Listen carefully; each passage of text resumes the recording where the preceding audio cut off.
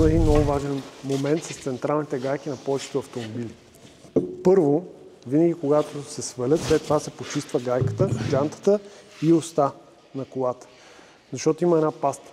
Почиства се от тази паста, ако има някакви бокуци. След което се слага отново тази паста, когато се монтират обратно. Когато се завие гайката, така, този щиф не трябва да седи по начина, по който е застанал в момента, а трябва да дойде до края на тези шлици.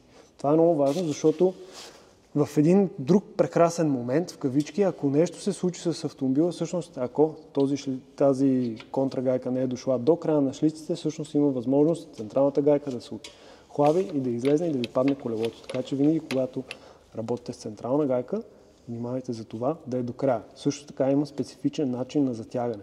Затягат се 600 Нм, след което се отвиват на 90 градуса, след което отново се застягат на 600 Нм при колело, стъпило изцяло на земята. Много, много важен момент, който не всеки го знае, защото днес навсякъде борават с централни гайки. Тоест идват автомобили за обслужване, които са с такива гайки. Внимавайте!